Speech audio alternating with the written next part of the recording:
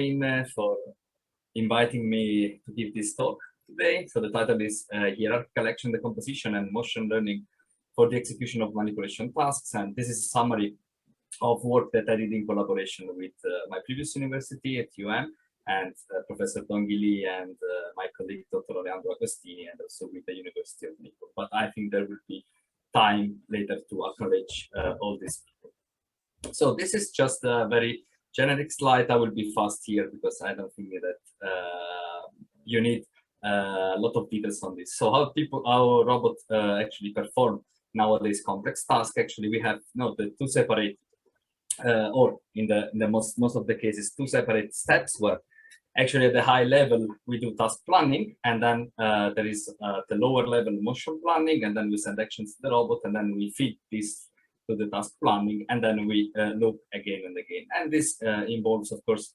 a few complicated steps like computational intensive, geometric reasoning, action grounding, and this kind of things. So correction and replanning, it's intensive, and especially if you use geometric reasoning, can become unfeasible, at least in real time. And yeah, because of intensive computations. So what then we propose? So what's our general approach to this problem? So we would like to avoid as much as possible geometric reasoning, but still take into consideration the feasibility of a plan at the symbolic level. So to this end, we introduced the so-called object-centered predicates that let us do the trick. So embed geometrically relevant features at the task planning level. So the second ingredient is in order to detect failures and also ground the proper sequence of actions, we consider not only the current planned actions, but triplet, so window of consecutive actions that actually we call the action context. And the third ingredient is that in order to ground our symbolic actions, we use a mixture of learning from demonstration in order to actually show to the robot the current skill to execute, and hierarchical action decomposition that actually allowed some simple reasoning, as you see here in the image shown. So some simple logic conditions, in the form of predicates, preconditions, and postconditions, and introduce some task flexibility, as I showed. Okay, let's start now with the object-centered predicates. So this slide is, again, just to give a bit of context. It's the typical symbolic planning problem. Now we have an initial state where actually we have a description, symbolic description of our world. In this case, there is a bottle, there is a table, there is a glass, and there is a robot creeper. The glass is empty, and this kind of things, right? So this is the very didactic example. And then we have a goal. So we want to have the water in the glass, so the glass filled of water, and the bottle placed where it was originally. And then in between, we have, of course, our symbolic actions that should let our robot or our agent execute the plan and transform the initial state of the environment into our goals. From the symbolic point of view, there is, I'm sure, still research going on, but we can rely on robust and reliable solutions in order to find this set of symbolic actions. But then it comes the problem of executing this on real robots. And when we have to execute our task on the real robot, then we have to consider possible failures and the so-called action grounding. So this is, actually planning operators. So the typical PDDL-like notation that you use in planning, where you have actions, parameters, preconditions, and effects in order to check the symbolic feasibility of your plan. Let's now move on and see what is object-centered predicates and why we use them. So we want to describe the object configuration space from an object perspective and not from the user or the robot perspective. And this is actually, we found out that this is more compact than representing this into an observer perspective, and also less ambiguous. So we see here two cases now with two objects, A and B. And in both cases, we can say that an object is on top of the other, actually A and B, and vice versa, another object is under the previous one. And this is the same representation. We have the object now stacked in a different way, no, vertically instead of horizontally. And again, we can say that A is under B, or B is on top of A, this kind of simple relationship, if we look at the scene from an object perspective. If we try to describe this from an observer perspective, we have a bit more entries actually in our predicate. And what about this case, right? So now the objects are diagonal. Of course, this is physically impossible, but there can be objects that stack diagonally, you know, like the Pisa Tower in Italy or something like that. So again, with this object-centric representation, we can simply describe the relative relationship between the two objects in a compact manner. Why this is helpful? No, this is an example of picking. So manipulation task involves pick and place, sequence of pick and places actually. So we can see that here indicated with the red dot, there is the hand or the gripper or the robot hand. And I'm also indicating the top of the object with the black dot. So what happens is that I approach the top of one object. Actually, I approach the object that is on top because physically I can grasp it, no, without letting the other through or fall down. Then I can lift it, right? So this can be described actually with this planning operator. So the action is pick from top. And then there are two parameters, object 1 and object 2. Preconditions are that, of course, on object 1, there is nothing or air. That under object 1, there is object 2, and vice versa, that on object 2, there is object 1, and that the hand is. And the effect is of detaching the object. No, so I have then on object 1, now there is the hand of the robot. So this lets me to save a consistent symbolic state of my system. Under object 1, there is air. This means that another agent or the same robot after freeing his hand can grasp and pick object 2. And in end, there is this object, and so on and so forth. So this is how we describe this. And these are actually most of the combinations that actually we can achieve simply at the symbolic level with this object-centric representation. Now, so we can have all the possible combinations. So introducing also like rotating the object and having like in the bottom row the top of the object that is actually indeed on the side. Of course, we need perception system to detect and generate this equation, but the representation is actually quite powerful. Then let me move to the second ingredient of our representation, the action context. So as I said, in the standard or deductive planning, usually you plan a sequence of actions and then you execute them one by one by relying on a certain motion planner. And then you feed back the output into the task planner again, and then you keep looping in the best case. So in some cases, you even do this open loop and hope for the best, right? But this is of course not optimal, right? So you can do this if you have some powerful tool that lets you predict the output of the expected output of one action very accurately. One tool can be geometric reasoning. There are for sure others. But instead of considering only one action, we asked ourselves, okay, but it's more discriminative if instead of considering only the current action that I have to execute at the symbolic level, I consider more than this. I consider a little window. Well, yes, it is. We found out that it is the case, and I will show in a moment why. So we define the action context actually as a triplet of actions, so a window of size 3, where in the middle there is the current action, so and then there is the previous action that I executed and the next action that I'm going to execute. This is somehow compromised between considering only one single action or some planning approaches that exist where actually you look at the entire planning horizon and then try to generate feasible plans. So this window approach is, of course, less computationally expensive than considering the entire planning horizon, but of course it's not complete as it could be considering. Let me give now an example to understand why it can be useful to consider triplet of actions instead of the single one.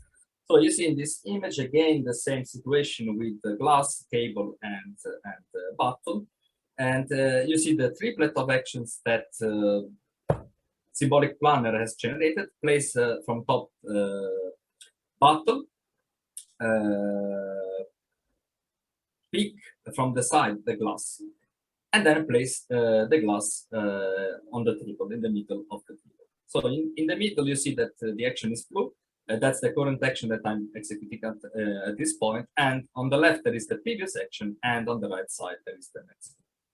So this is, for example, the intention here can be pick to rotate, right? So I just picked the object from that was, facing down, and then I place it rotated.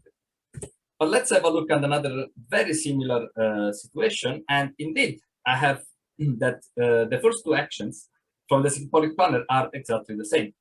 So place the bottle and pick the glass from the side.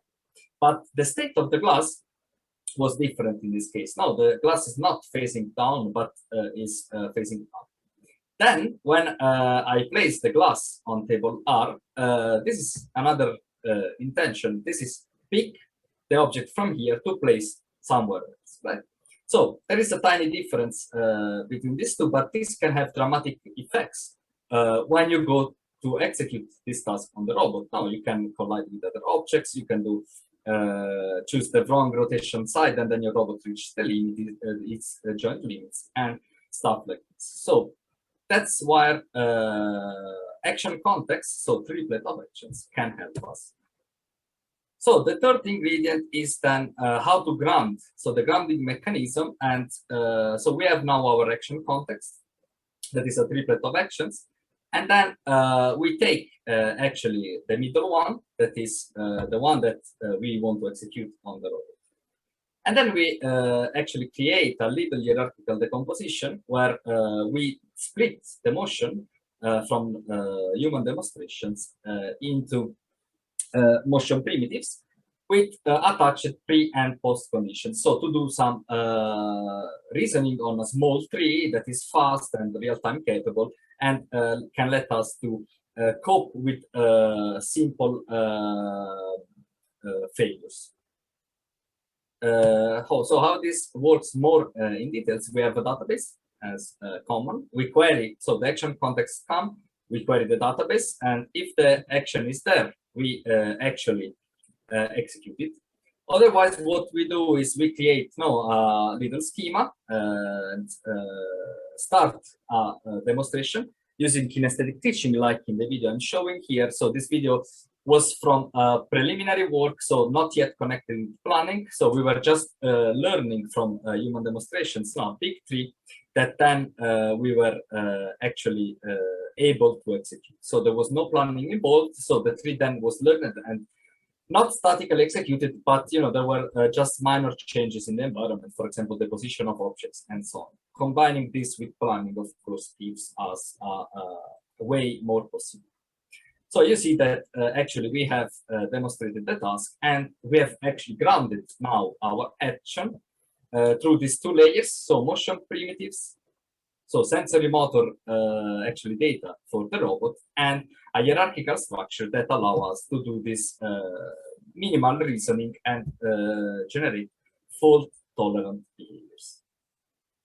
Okay, so then how this combines, so how to combine everything on the robot and evaluate the performance of our approach. We considered two typical tasks. So the stacking task that, it's like making a tower, so staking and unstaking objects. So this is the typical symbolic planning task, to show that actually you can plan in relatively complex situations. And then there is a Puring task. This is also typical manipulation, everyday manipulation task.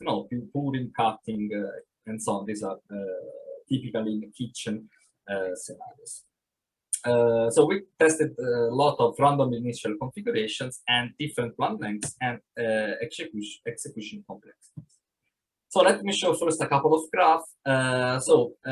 We have this loop, no, as I said. So we just generate a symbolic plan, and then we ask a user for a demonstration. At the beginning, our database is assumed to be empty. So we adjust a label and we show, we ask the user to show demonstrations, and then we keep repeating. And one problem that we wanted, so that could arise from considering triplet of actions and not only one action, is that actually maybe your demonstration never ends. No, because you can have, if you consider triplet of actions, you can have a lot of possibilities, right? And maybe the changes in the initial state of your objects can affect your mechanism such that you have to demonstrate every time.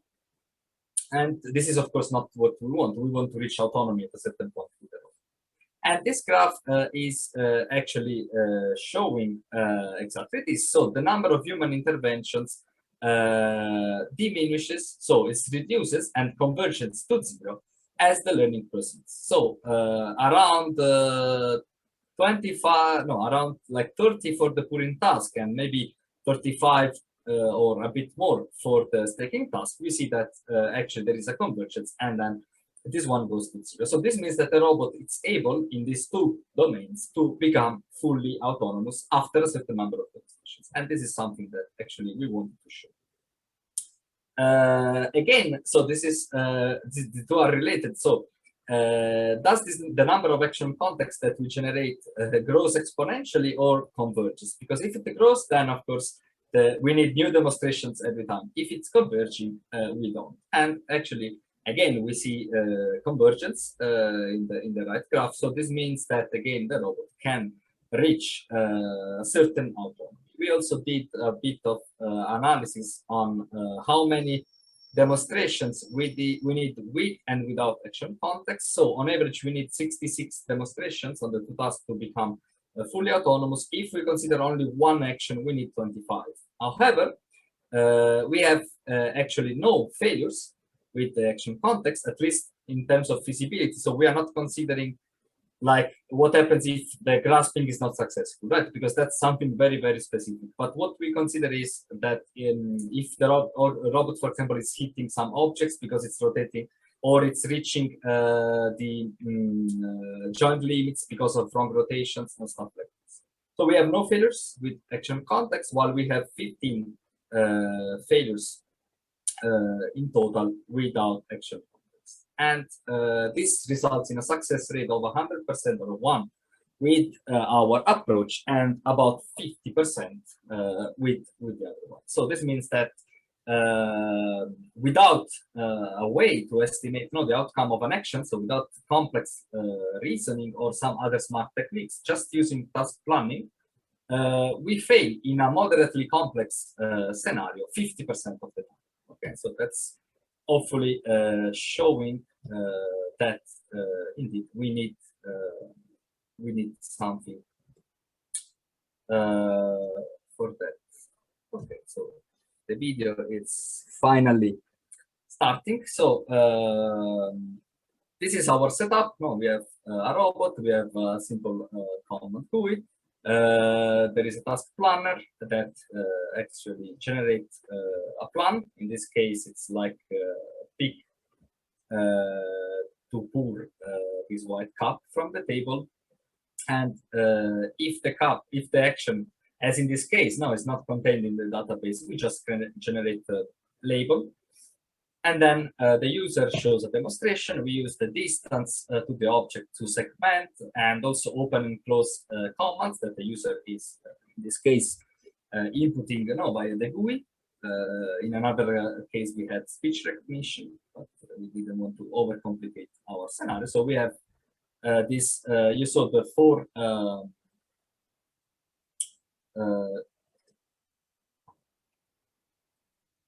okay, so you see here that there is this little tree that is built, and there are new nodes popping up. So this is like reaching, approaching the grasp location, close the hand, and lift the object will appear.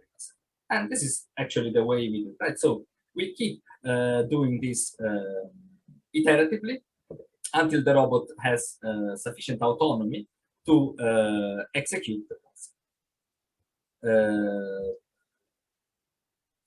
This is, as I said, the bot staking or staking and non-staking.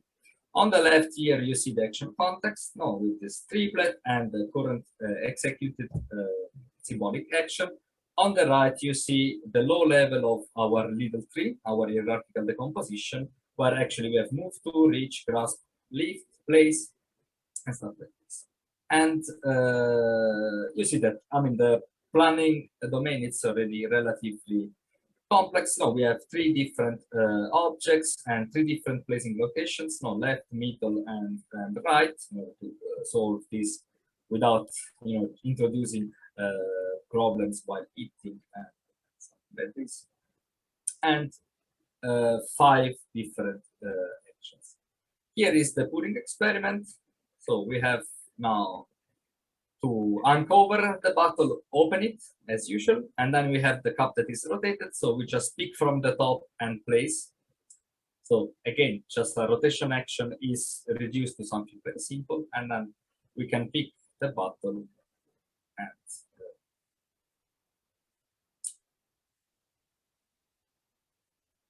and then finally cover it. So this is already, some results to easily implement this, and we started to touch a bit, the failure detection capabilities, but still this is an ongoing work. So what I'm showing here is just an external disturbance. So you see that the user is live perturbing actually the scenario. So just moving this cup right somewhere else.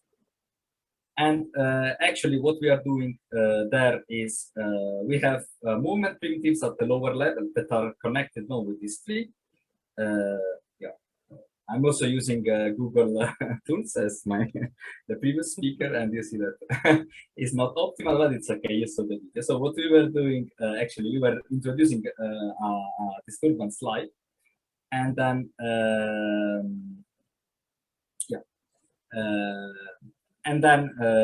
we have this motion primitive. So there is a system that actually, so the cup is red for a purpose. There was a camera that was detecting this red cup and more or less estimating the centroid. So the centroid is shifted. So I reach on top of the cup, then I shift the cup, and then the next section actually has to be grounded by passing the goal to the motion primitive. So I can do this locally without going back to the hierarchy and calling my symbolic planner again and go down. I just change the goal and reach a new position in order to grasp. So this kind of things can be done online and in real time. And this is a way for us to actually move towards fault-tolerant task and motion.